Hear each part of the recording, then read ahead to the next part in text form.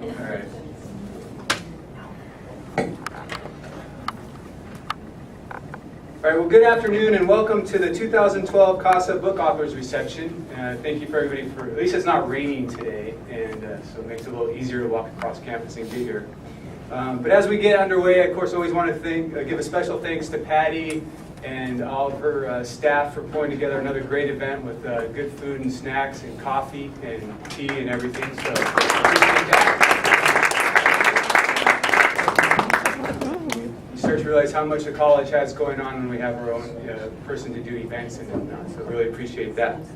And then I also want to give a thanks to the Dean's Office in general, and especially Greg, for all of their continued and increasing levels of support for research and scholarship across the college. I think they've definitely made a commitment over it and have lived up to that with the creation of CARS, or Amy's creation of CARS, pushing CARS through, and then events like this, and I think it's really a good sign of where our college is headed. Last spring, I think many of us attended the informative event about grant writing, and then for today's event, we're setting aside some time to honor our colleagues who have published books over the last couple of years and recognize the importance of book writing as a scholarly activity. And when you look at the list of authors in the handout and see the books that are displayed, you start to realize how impressive that list is just in terms of the numbers of authors we have, and it certainly kind of captures the breadth and diversity of our college. And while several of the authors aren't here today, I certainly want to take some time to make sure that we honor them as well. Some of them are distant, some of them couldn't be here for a lot of other reasons. And with titles, one of my favorite titles on there is They Suck, They Bite, They Kill, Supernatural Monsters in Young Adult Fiction. And then all the way to Epidemiology Kept Simple, an introduction to traditional and modern epidemiology. It's not even that easy of a word for me to say. Certainly gets a really good sense of our college and the diversity that we have kind of spanning across a lot of different fields. And also this event's another reminder of the varied scholarship and great things that are occurring in our college. And then of course with everything else going on these days, it's really nice to be able to focus on the good things that we're doing and take some time and share that with our colleagues. And then I know that many of us have probably thought about writing a book, either have taken that step or not taken that step for varied reasons. And the nice thing is today our colleagues are here to share with us a little bit about their book or books, and hopefully provide us with some wisdom about writing books and then provide us with some useful tips about writing and publishing. Clearly it's a changing environment with all the electronic stuff out there, but hopefully we get some good hints on that today. So without further ado, I'd like to introduce Dr. Alice Hines, our Acting Associate Dean of CASA. Alice? Thank you, Mark, but you just gave my speech. We should have coordinated. Yeah, I apologize. That's all right. So I'm gonna have to change it a little bit as we go through here. But mainly, I wanted to welcome you all to the first CASA Book Authors event, and we hope that this will become an annual event, and that more and more people will begin writing books, and that we will see new books presented here each year. So thank you for being here. Like Mark, I was also very impressed, if you've had time to look at this list. It's quite amazing that there are 20 CASA authors who have written books in the last 2 years. So in a short window of time, 20 authors, and they actually, I had Teresa do an analysis for me, and they're actually from 9 departments, which is quite amazing, and some departments have as many as 4, so it's really quite impressive. And I also agree with what Mark said, that there are varying topics from food and culture to police and society, to the history of the Department of Kinesiology. So lots of different viewpoints, and in a kind of traditional CASA way, there are very varied topics, but kind of drawn together by an applied science approach, and also a focus. I think all of them focus on social issues and concerns. And so that kind of pulls everything together, and there's also, of course, some research there. So congratulations to the authors. I wanted to say that, and thank you for being here. as Mark also said, it's a great opportunity to learn from the experts. So I'm really looking forward to hearing about from the authors about their presentations and how they actually got interested in the books, how they wrote the books, what were some of the barriers and some of the things that helped them along the way. And I think that will be useful to all of us who are trying to write books. Like, I have never written a book, and so I hope to learn. Maybe in 2 years I'll be here. We'll see. Not sure. And also I would like to say that Dean Bullock could not be here, so he's out of town. He sends his regrets, he sends his congratulations to all of you, and he said that he's really sorry that he wasn't able to be here, but I think since we're taping it, you will be able to see it afterwards. So thank you, Ari, for that. So without further ado, I know we will start the presentations, so I will turn it back over to Mark, who will be introducing the presenters. And again, thank you for being here. I look forward to hearing the presentations.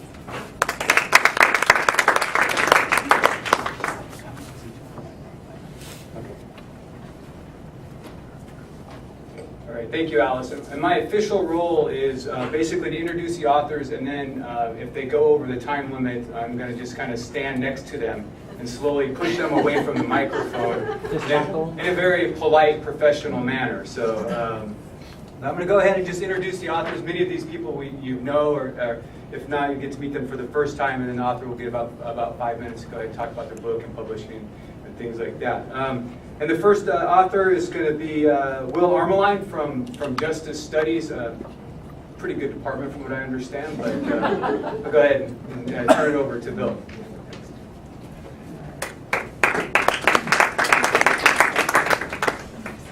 Thanks, Mark.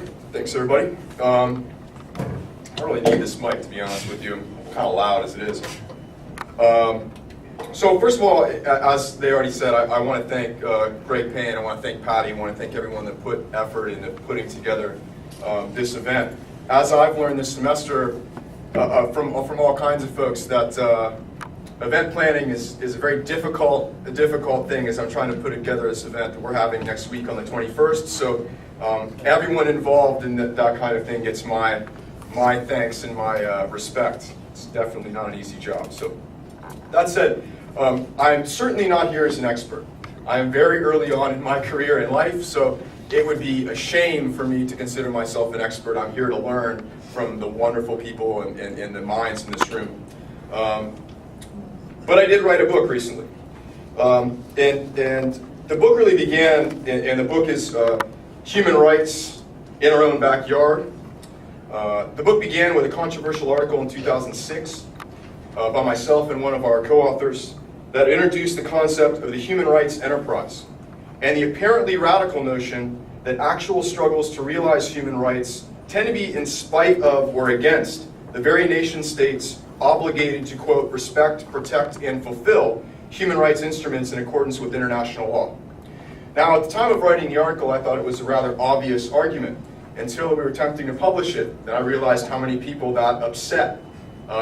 And that controversy, though, ended up being a good thing for us, because out of the controversy drawn from the article and the tension drawn from the article, we started getting offers to expand on our ideas. And so we did. And that's really what the book came from, was the long, some arduous process of putting out some of the ideas of the original article. So in the book, we continue our argument made in the article and illustrate a wide variety of human rights struggles, quote, in our backyard, right here in the United States.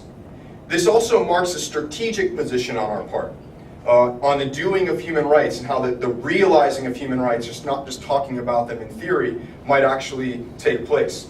While the YouTube Coney fad, and I am going to call it that, is interesting on some levels, that actually presents the very strategic dilemma that I'm speaking of. So in other words, and I'm going to put myself along with Howard Zinn and Chomsky and these others, who would say again that for people in the United States, your best bet at making human rights happen would be to control the very powerful state that only you can, which is us. Not to be always interested in what's happening over there. Human rights is not an issue over there. It's an issue here. It's an issue in our neighborhoods in the Bay Area. It's an issue in all of our communities, in fact, in California, the Bay Area, if we take the time to look. So the book actually, every single chapter is a new struggle or a different struggle that takes place right here in the United States, many of which we're engaged by through students directly. One of the chapters actually is on the campaign at University of Connecticut to end the use of sweatshop apparel in University of Connecticut. That was a completely student-led and organized movement that's again detailed in one of the chapters. So students and others who would read the book would hopefully get some sort of notion of sort of how they can become involved. So I'm already out of time, so I just want to say a couple things in terms of process that might be useful. For me, as a young scholar, it gave me a chance to continue my mentorship. So my co-authors were some of my previous mentors from University of Connecticut, and it allowed me to continue that experience. It was a chance for me to build relationships with my colleagues in the department and discussion about the book. It gave me a larger project that I could be talking to people about and furthering my, the development of the ideas. And we have such a wonderful scholarly community here. I was able to take advantage of that.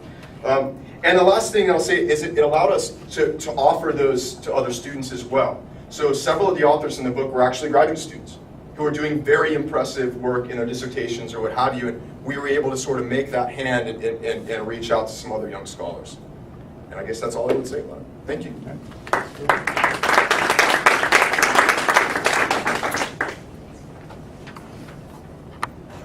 Thanks, Bill. And as a shameless plug for our event next week, I think it's on from, was it 1 to 5?